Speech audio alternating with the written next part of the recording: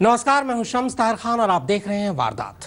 राजस्थान के गांव में पिछले 1.5 साल से एक स्कूल में खूंटी से एक लाश लटकी हुई है। लिहाजा वारदात में आज बात करेंगे उसी वारदात की जो जुर्म नहीं बल्कि रिवाज, एक परंपरा है।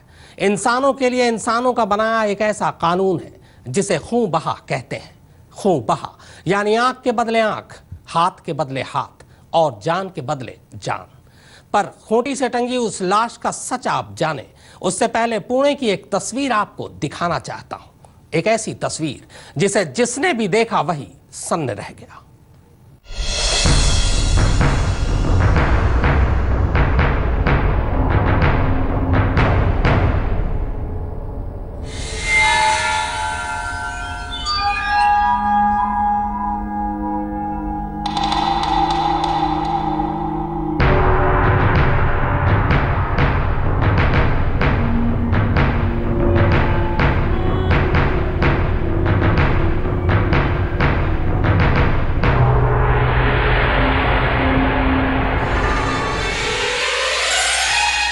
तस्वीर पुणे के कातरज इलाके की है। दिन का वक्त है, सड़क पर तमाम गाड़ियां और लोग भी मौजूद हैं। मगर इसी सड़क पर एक ऐसा मंजर दिखाई पड़ता है कि जिसके भी उस पर नजर पड़ती है वो वही ठिठक पड़ता है।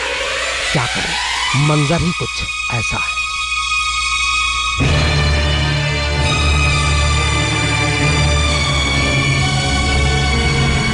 सड़क की बाईं तरफ 2 पुलिस वालों के साथ एक बुजुर्ग पैदल चला जा रहा है। दोनों पुलिस वाले उसके बराबर बराबर चल रहे हैं, पर ना तो पुलिस वालों ने उस बुजुर्ग को पकड़ा हुआ है और ना ही उसे पकड़ने का कोई इरादा नजर आ रहा है। बस दोनों साथ चल रहे हैं। बुजुर्ग की चाल से भी कतई अंदाजा नहीं होता कि वो कहीं भागने वाला है। पूरे इत्मीनान से वो पुलिस वालों के साथ बात करते हुए बस चला जा रहा है।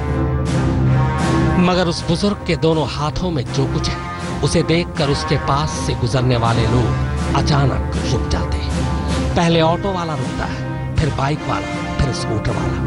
आगे चल रहे लोग भी पीछे मुड़ मुड़ कर देख रहे हैं। आगे भी करीब आधा दर्जन स्कूटर या बाइक सवार बुजुर्ग को देखकर अचानक रुक पड़े।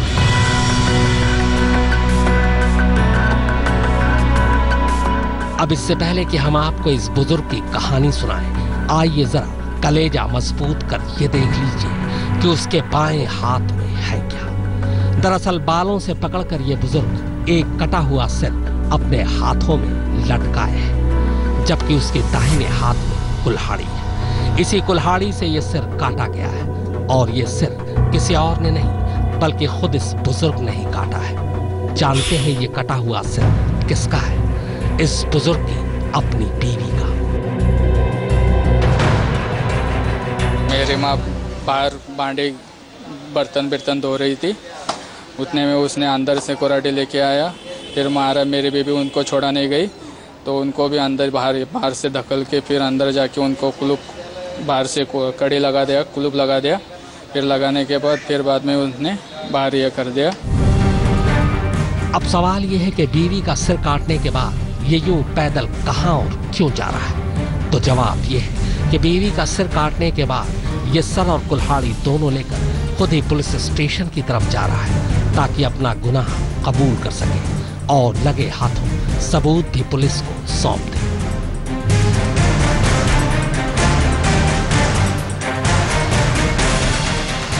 पर इससे पहले कि ये खुद ही पुलिस स्टेशन पहुंच पाता, लोगों ने ये मंजर देख लिया और उन्हीं में से किसी ने सड़क पर मौजूद इन 2 पुलिस वालों को सारी कहानी बता दी। इसी के बाद पुलिस बुजुर्ग के पास पहुंची और अब अपने साथ लेकर इसे थाने जा रही है। पर मंजर इतना डरावना था कि खुद पुलिस वालों की हिम्मत नहीं हुई कि वो बुजुर्ग से कटा हुआ सिर या कुल्हाड़ी अपने हाथों में ले सके।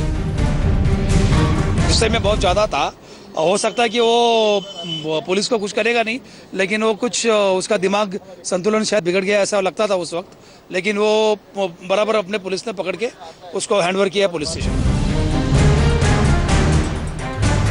थाने जाने के बाद कहानी ये सामने आई कि पुणे के गंगा ओशियन सोसाइटी में वॉचमैन का काम करने वाले इस बुजुर्ग का नाम रामू चौहान है। रामू को अपनी पत्नी के चाल चलन पर शक था और बस इसी शक की वजह से उसने अपनी पत्नी का सिर कुल्हाड़ी से काट कर धड़ से अलग कर दिया। और फिर कुछ इसी तरह कटा हुआ सिर लिए थाने की तरफ चल पड़ा।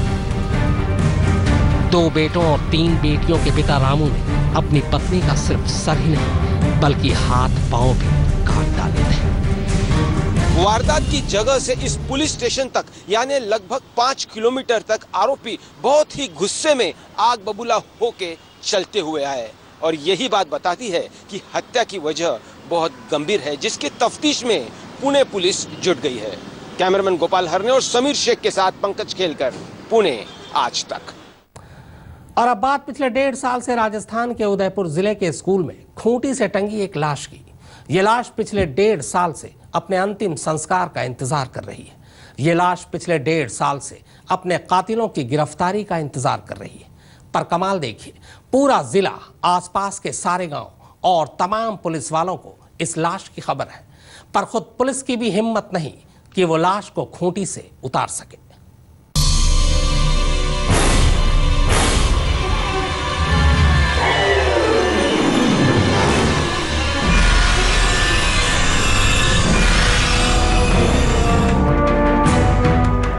राजस्थान और गुजरात सीमा के बीच यह है मांडवा पुलिस थाना। उदयपुर जिले में आने वाले इसी थाने में पड़ता है निचली आंगड़ी गांव और यह है इस गांव का खंडर में तब्दील हो चुका स्कूल। और स्कूल की खूंटी से लटकी यह है एक पोटली।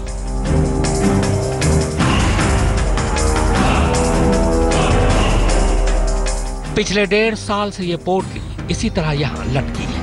तमाम गांव के लोग, 2 राज्यों की पुलिस के आला अफसर सारे यहां आ चुके, पर किसी ने इस पोटली को उतारने की हिम्मत नहीं की। जानते हैं क्यों? क्योंकि इस पोटली में एक लाश है, 1.5 साल पुरानी एक लाश, सूख और सड़कर आधी हो चुकी लाश। अजमेरी यही नाम था उसका जब वो जिंदा था और अब 1.5 साल से पोटली में इसी तरह बंद। 36 साल का अजमेरी 1.5 साल पहले मई 2014 में अपनी बहन के ससुराल गया था। उसके बाद वो गायब हो गया। 1 महीने बाद पहाड़ी पर कुछ लोगों को लाश मिली जो 2 टुकड़ों में थी। लाश अजमेरी की ही थी। अब चूंकि लाश अजमेरी के बहन के ससुराल वालों के इलाके से मिली, लिहाजा अजमेरी के घर वालों ने कत्ल का इल्जाम ससुराल वालों पर ही लगा दिया। फिर लाश को पोटली में डालकर इस स्कूल में खूंटी से टांग दिया, इस मांग के साथ कि या तो अजमेरी की जान के बदले उसकी बहन के ससुराल वालों में से कोई अपनी जान दे या फिर मौताना यानी मौत की। दरअसल मौताना इस इलाके का रिवाज है, आदिवासियों की अपनी परंपरा, एक ऐसी परंपरा जिसके बीच में कानून और पुलिस तक नहीं आती।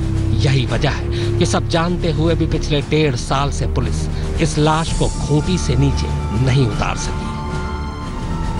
आदिवासी की बुरी स्थिति है, हर बात को लेकर मौताने के लिए ये बैठ जाते हैं डेड बॉडी को लेकर और फिर पुलिस को उसको डेड बॉडी का डिस्पोजल करना पड़ता। अजमेरी के घर वालों ने मौताने के तौर पर 5 लाख रुपए की मांग की, पर जब तक पैसे नहीं मिल जाते ये लाश इसी तरह पोटली में टंगी रहेगी।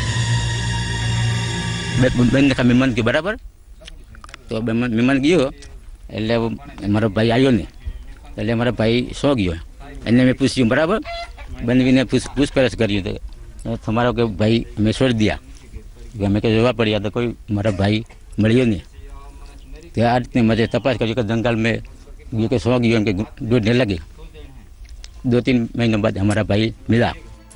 जबकि दूसरी तरफ अजमेरी की बहन के ससुराल वालों का कहना है कि जब उन्होंने अजमेरी को मारा ही नहीं तो फिर मौताना क्यों थे। वहाँ 5 लाख मांगेगा नहीं हैकता नहीं और लुटारा करता है, कूटता है, नहीं चलते हैं। अब मसला 5 लाख के मौताना का है या फिर दूसरा रास्ता ये है कि अजमेरी की बहन के ससुराल वालों में से कोई एक अपनी जान दे। और जब तक फैसला नहीं हो जाता अजमेरी की लाश अपने अंतिम संस्कार के इंतजार में यूं ही खूंटी से लटकी रहेगी। प्रताप सिंह राठौर, उदयपुर आज तक। मौत की थाप में कैसे लिपटा है मौताना? क्या है मौताना? क्यों है मौताना? पूरी कहानी क्या है मौताना?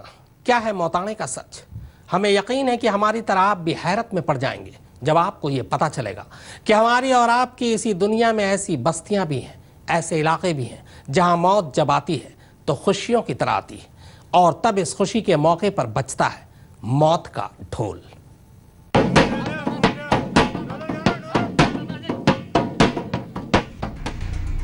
पंचायत में जब मौताना का मसला आता है तो दोनों पक्षों से, यानी जिस जाति की महिला या पुरुष की मौत हुई और जिस जाति के घर या कब्जे में उसकी मौत हुई, ये पूछा जाता है कि वो क्या चाहते हैं, मौत के बदले मौत या फिर मौताना। अगर सामने वाला पक्ष मौताना देने से इनकार करता है तो इसका सीधा मतलब यही निकलता है कि उनमें से कोई एक अपनी जान से जाएगा। मौताना से इनकार करते ही पंचायत में ही उसे मौत की सजा सुना दी जाती है और मौका मिलने पर वहीं उसे मार भी दिया जाता है। लेकिन अगर मुजरिमों के कटघरे में खड़ा पक्ष मौताना की रकम पर राजी हो जाता है तो उसे एक तय मियाद दे दी जाती है रकम भरने के लिए। इसके बाद उस जाति के हर शख्स से चंदा वसूला जाता है, जैसी रकम उसी हिसाब का चंदा। फिर तय मियाद के अंदर वो तमाम रकम पंचायत के सामने दूसरी जाति के हवाले कर दी जाती है। रकम मिलने के बाद उसी पंचायत में गुड़ मंगाया जाता है और हर एक का मुंह मीठा होता है। मुंह मीठा कराने का मतलब होता है कि दोनों पक्षों में अब कोई कड़वाहट नहीं बची। इसके बाद जिंदगी की थाप पूरी बस्ती में गूंज उठती है। मौत के बदले वसूल किया जाने वाला मौताना लाखों में होता है। बेहद पिछड़े इस इलाके में एक एक जान की कीमत 5-5, 6-6 लाख रुपए तक है। मगर कमाल यह है कि मौताना की रकम का पूरा हिस्सा उस परिवार को कभी नहीं मिलता जिसकी मौत पर यह वसूला जाता है। उन्हें मौताने की रकम में से बेहद थोड़ा सा हिस्सा देकर बाकी रकम पूरी जाति के बीच बांट दी जाती है ताकि उस एक मौत के एवज में आई रकम पर पूरी जाति एक साथ जश्न मना सके। प्रताप सिंह राठौर, उदयपुर, आज। यह भी कितनी कड़वी हकीकत है कि हमारी इस दुनिया में ऐसे भी इलाके हैं जहां जिंदगी मौत का इंतजार करती है, जहां चिता की रोशनी से जिंदगी के अंधेरे दूर होते हैं, जहां कानून का मतलब 3 थापें हैं, मौत की थाप, जिंदगी की थाप और वो थाप जो तय करती है कि मरने वाला कितना कीमती है।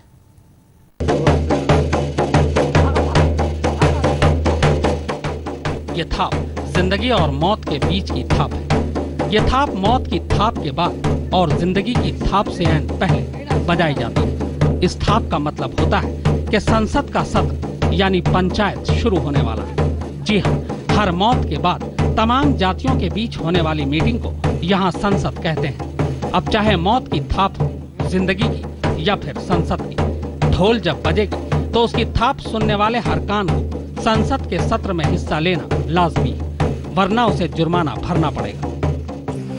इस इलाके में मौताना की जड़ें कितनी गहरी हैं, इसका अंदाजा इसी से लगाया जा सकता है कि 18 साल पहले हुई एक मौत का बदला 18 साल बाद अभी हाल में ही लिया गया।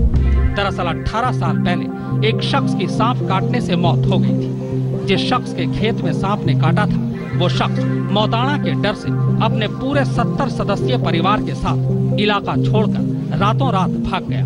उसके बाद से उसका कोई अता पता नहीं था, मगर 18 साल बाद उन्हें लगा कि शायद अब लोग उस पुरानी वारदात को भूल गए और यही सोचकर वो गांव लौट आए। यानी वारदात चाहे जितनी पुरानी हो, मौत चाहे जैसे भी हुई, मौताने के नियम और कानून का पालन करना यहाँ के लोगों के लिए किसी धर्म से कम नहीं है। प्रताप सिंह राठौर, उदयपुर, आज तक। तो वारदात में फिलहाल इतना ही, मगर आज तक पर खबरों का सिलसिला लगातार जारी है।